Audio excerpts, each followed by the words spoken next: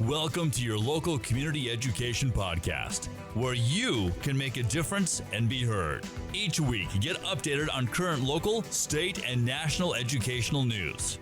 Your Voice, Your Choice podcast with your host, Harmony Vanderhorst. Welcome to the show. Today we have Erica Hodges and Dana McCabe. And we also have Lindsay Davis is on the phone with us. She had other kid responsibilities, so she's still gonna report on the state news for us today. For our good news minute, or our victory minute for today, we went to our school board work meeting on Monday, and they are in the process of making new policy for their books, to how to get them out of the libraries and how to vet them before they come in to make sure they're appropriate for the kids. And we were pretty happy. They've put a lot of time and effort into that. And so do you guys have any comments you want to make about that? I would still encourage parents to reach out and ask what their policy is looking like and make any suggestions, such as don't limit how many books people can challenge. That was one of the things most concerning, that they said only 3 books that a person could challenge, and then per calendar year, I believe it was. One thing that was great was I see that they were referring to code a lot in their policy. I think they understand the responsibility to follow the law. Right, those laws that protect parents and children already that are on the books, that they want to make sure they're building enforce their policy what we off. have, so you don't have to keep writing them. Yep. And so we're excited about that. And so if you have any, you can also get the minutes for that. You can listen to exactly what they discussed about that. You can get that on Washington County website, and that's a really good thing for you to listen to, because this isn't it's a lot easier to give feedback and input in these stages when they're working on it versus waiting until it's done and then try. And I mean, we can see that with the books. It's a lot easier to vet them before they come in than trying to get them back out. It's like being on disaster cleanup all the time. Right, and you could see that in the working meeting. They were trying to tweak policy and get everybody's input as far as the board went. So. Yeah, so we thought that was really good. For this week, for local news, our boundaries for the school district or for the school board members have been set. That was voted on by the county commission on Tuesday. So you need to if you're on kind of on a border of a district, you might want to call back to Washington County school district office, or get on and look at the maps and make sure your representative hasn't changed, but those maps have been set. March 7th through the 11th is when people can declare to run for school board. We're pretty sure we know of one person running, but if you guys know anybody else, let us know about that. And then our next school board meeting that's coming up is Tuesday, February 8th at 4:30. That's when the public meeting starts, that you can sign up to comment on the end of that meeting. There are work meetings starting at like between 1 and 2 that you can come and sit and listen to. And just so you know, for as far as consistency goes, this is going to be our last show for a little while. We are hoping to have some of the new candidates, but the reasoning that we've decided for this is one of the purposes for our podcast was to help parents become aware of what's going on, but for you to help you find some motivation for you to get involved, because how things change is by everyone getting involved and everyone doing something. You don't have to start a podcast and go to every single meeting, but knowing who the person that you voted for, knowing your principals, knowing your school, knowing what's going on at your level is really the only way to make a change. And we feel like there's some major issues coming up. These issues aren't going to change. The gender guidance, how curriculum comes into your schools. Our sex education videos were a really good example of that. The book review, and then just watching what's going on around the national level. And so the podcasts that we have recorded before this are all very relevant. They're going to stay relevant. And so you can listen to those, send those to your friends. But the Utah Parents United is an organization that they have the resources, and right now they are on a daily basis, a weekly basis, a monthly basis. They're doing classes, education. They're finding more resources to help us out. So you need to get involved with them so we can figure out more how they can help us out on a local level, they've actually, I think, like doubled their numbers in the last 6 weeks or so. They're up to 40,000 people here in the state of Utah. That was beautiful when she talked in the committee meeting and said, I represent 40,000 parents. Yes. And so that's super exciting. And we're going to continue to be part of that organization as well. But like I said, we've given a lot out for people to dive into. We don't want to do saturation overload. Yep. And just listening to us every week, it isn't going to make a change. You have to actually go out and do something. So we're hoping in the next couple months to interview some of the people that are running. And if we feel a big issue come up and something new, we'll record for that. But as it goes for right now, what your takeaway from this podcast should be: if I don't know who my representative is, I need to find out today. I need to sign up with Utah Parents United, and then I need to figure out how I can help in my district with my neighbors and in my school. And also Southern Utah Parents United too. There yes, will be so educational pieces there. Yep, so we have a Facebook page as well, and we have our own. We will have our own website too. And there are parent-teacher conferences for Dixie coming up next week, and I imagine other schools as well. Yes. So attend your parent-teacher conferences and ask the questions that we've been talking about. Make sure that you know your teachers are well-versed in what's going on as well. Yep. Okay, so let's get to the state news. Lindsay, would you like to give us a report on what's going on there? Yes. So the gender identity guidance is obviously a hot topic this week. On Wednesday night, one of our fellow UPU moms, Brooke Stevens, did a Facebook Live with a lawyer, and his name is Joel Thornton. He's an attorney with the Child and Parental Rights Campaign. They're a nonprofit that focuses on protecting parents' rights, mostly involving gender identity. So he has really good credentials to be talking on this subject. But most of his cases right now involve kids being affirmed by the school without parents' knowledge or against parents' wishes. He went over Utah's gender guidance document and pointed out some red flags from a legal standpoint. His first observation was on page 4, which is the facilities section. He said that the board is completely forgetting about other kids' rights, and that if they follow through with this guidance, it will be a facilities nightmare. His second observation was on page 9, and that was the pronoun section.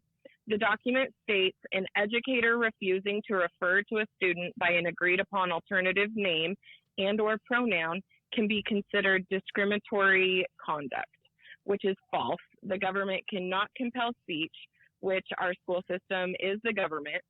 This would actually be violating the educator's First Amendment rights.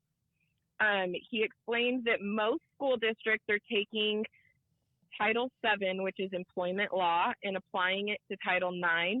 Under the Biden administration, the Department of Education has put out guidance saying that Title IX has the same protection for sexual orientation and gender identity as Title VII, which it does not. The court has not given it, and it is not in the original language of Title IX.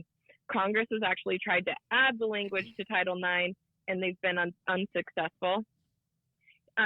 Joel said that that's one of the biggest mistakes he sees in Utah's gender guidance document.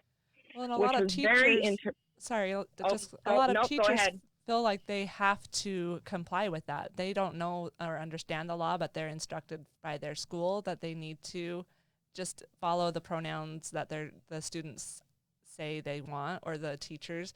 And I just think they're not aware.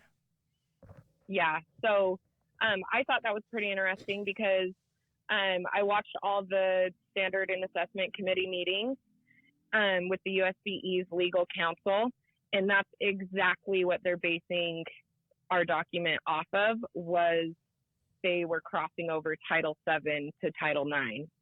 And from what Joel was saying, that is not legal. That's interesting.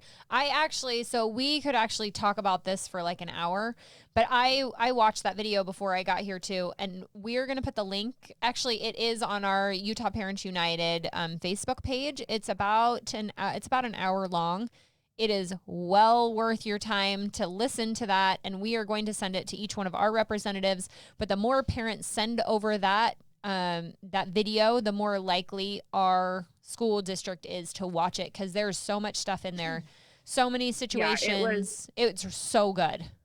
It was really good, really good.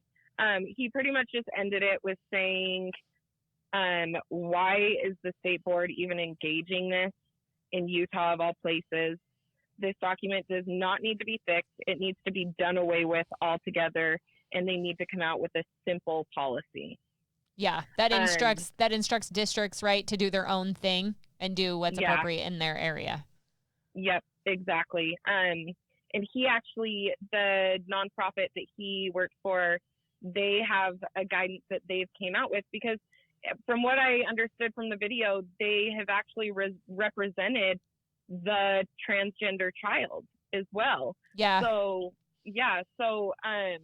they have come out with their guidance, and he's trying to get that out there to people because they put a lot of work into that. But yeah, and we're going to look up those PDF forms, I think, and email them. I noticed that you can email them for free, and we may even order some and see if we can hand them out to our school district. But it's great information even for parents to have, so they can, because you're going to come across these situations not even just in school, like other activities, sports, church events, socials, camps that you send your kid to in the summer. Like this issue isn't going away. And so legally you need to know what your rights are, and you need to know to be proactive as a parent and be preventative. So you know what you would do in that situation that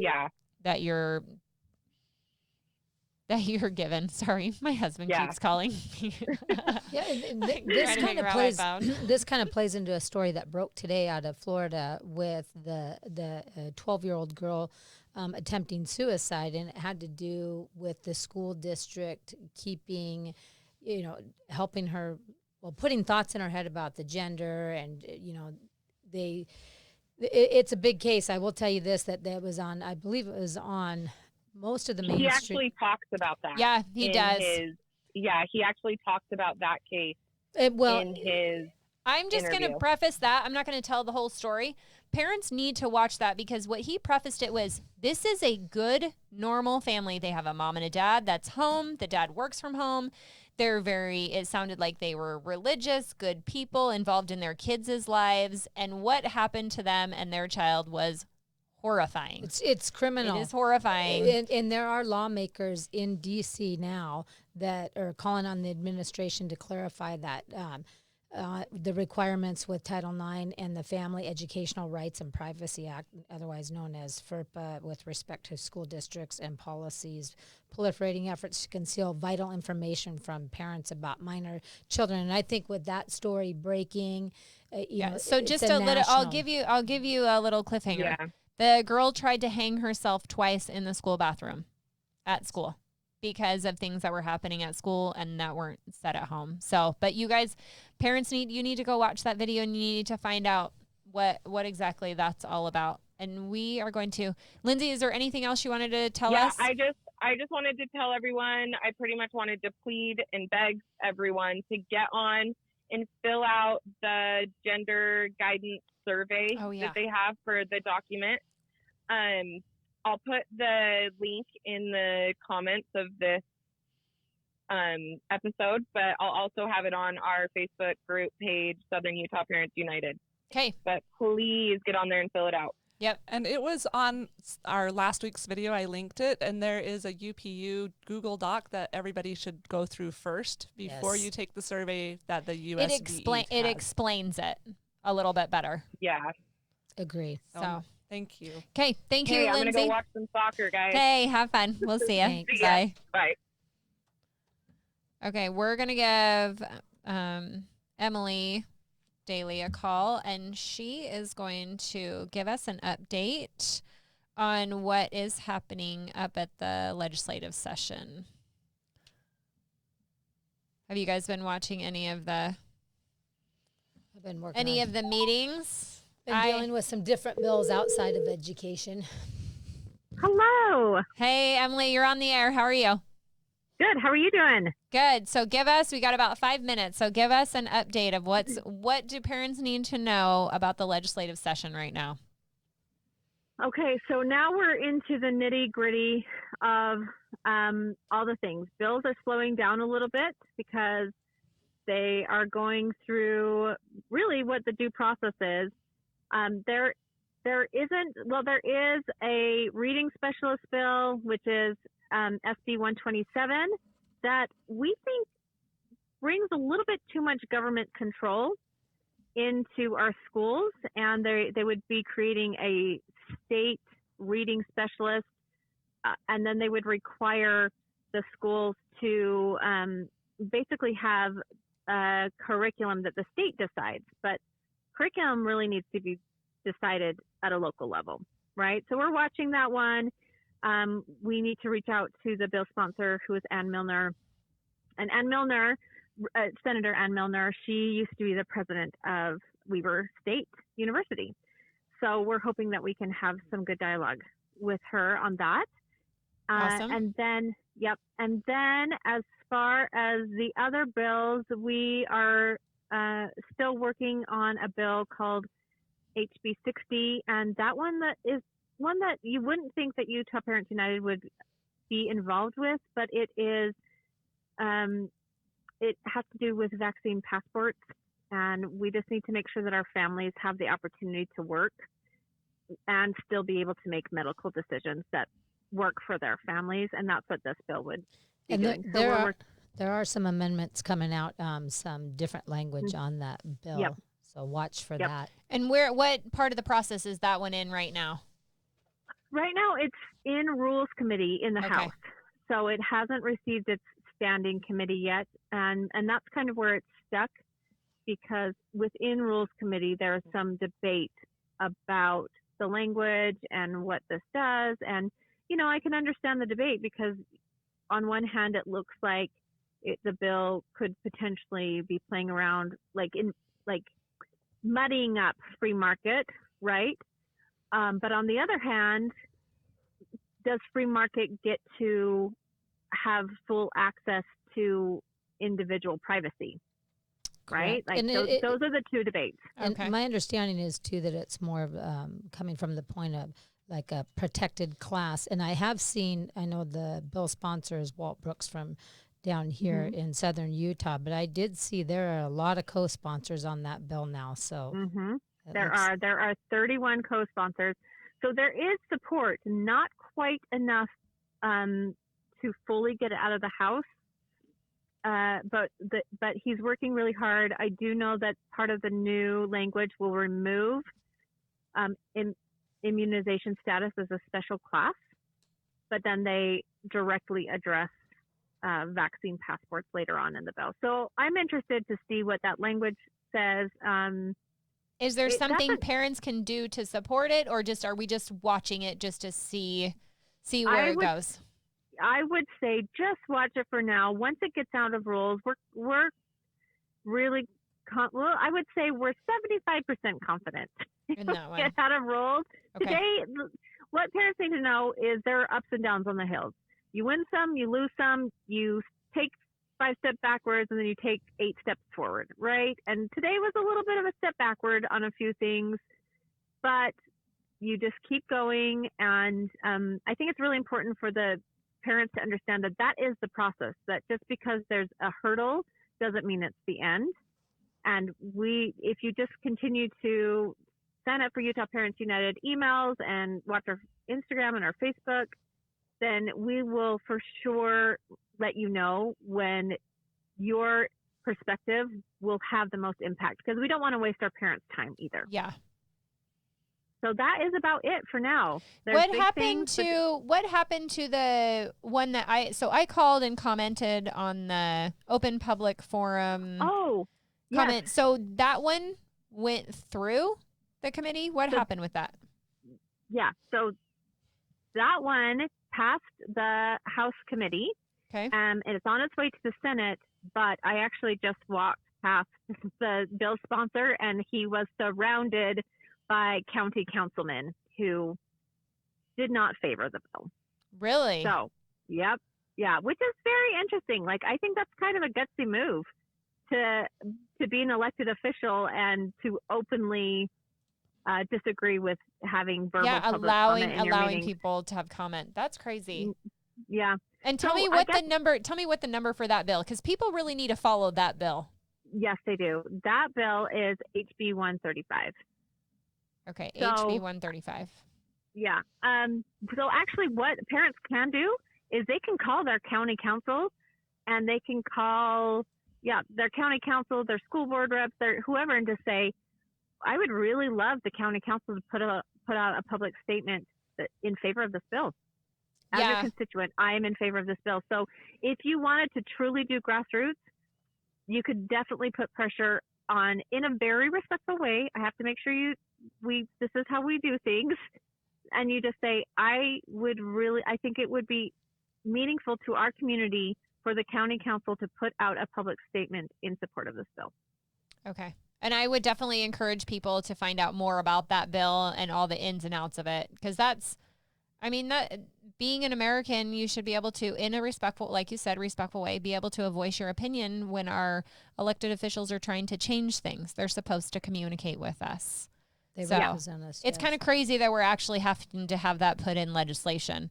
I would think that that's just like common sense, normal practice. People get to comment. And down here in southern Utah, so I live in Hurricane, and I've been to plenty of city council and even planning commission. They allow comment at both of those meetings. That's just like a normal practice. And then you hear about up north where people aren't even allowed to comment at all. And I'm like, that's crazy. So would this bill allow comment during work meetings? At school board? No, that was tabled, right? That was taken off. Well, it specifically addresses that it would not allow it for work meetings. However, I have suggested language that would define school board meetings as their own special kind of public body, which really they should be, because in the Utah Constitution, it lists parents as the primary authority on education and state as secondary. So that can still be changed. Oh, yeah. Yeah. Bills can be amended right up until the very last vote. Okay. They can be amended 5 more times. Okay. So, yeah. But just because I suggest it doesn't mean that the sponsor is going to accept it. And so who's the sponsor on that one? It's Representative Brady Brammer. He is really pro-parent, for sure. Okay. And so that's the other thing that parents could do. If parents are feeling like, I would really like to be involved and engaged, but I don't know where to direct my efforts, those are the 2 places. I would say contact Brady Brammer and encourage him to include a special definition for school boards so that their work sessions will also have verbal comment. And also contact your community councils and ask them to please and thank you put out a public statement in support of HB 135. And on the fiscal note, it won't cost us anything. No. Yeah. So it does. Yeah. This is a free bill. That doesn't happen very often, right? Right. Yeah. Yeah. This is a good one. So this really, it's interesting to see who has come out against it. It's very telling. Wow. And at the very most, parents should know where their councilmen lie, right? Yeah. Ask them what their position is. Lie is in where they stand. Yes, where they stand. Yes, No, where they stand. Got to keep a sense of humor. Okay, right? Yeah. Did you have anything else for us today, Emily? Not today. Those are the big things. Okay, thank you so much. We appreciate your information. Thank you. Yeah. Have a good day. Okay, we'll see you. Thank you. I have a text bye. out to all of our county commissioners to see if they support that bill, and just waiting to hear back from them. Oh, that'll be interesting. awesome. Can you post that on our Facebook page and let us know what they say? Sure. Okay, so watch our Facebook page. And so you guys should be able to reach out to your city councilman and your mayor and your representatives and find out where they support on that. The same with this bill. The reason that I feel like we do really well down here where we could improve is allowing it in school work board meetings, because that's the meeting. I feel like if parents are going to take the time and effort to show up, that's where they're like working through policy and they're talking about it and it's in progress. And if you take good comment and feedback at the part where you're trying to work through it, it makes sense that that would be appropriate. And at the very minimum, even a town hall, like I know you've reached out to the whole board about that, just so there's dialogue with Yes. parents back and forth. I think parents would really appreciate that if the district came out and did that on their own. Absolutely. And so that's definitely what we're looking for. As a reminder, again, this is our last show for a little while, but we are hoping that you have been motivated to take some action, get on UPU, sign up, tell your friends. Be involved. Yes, make a difference in your child's school. Have a great weekend. You've been listening to Your Voice, Your Choice podcast with Harmony Vanderhorst. Like and follow our Facebook page, subscribe with your favorite podcast platform, and most importantly, share this with your friends. Till next time, this has been Your Voice, Your Choice podcast with Harmony Vanderhorst.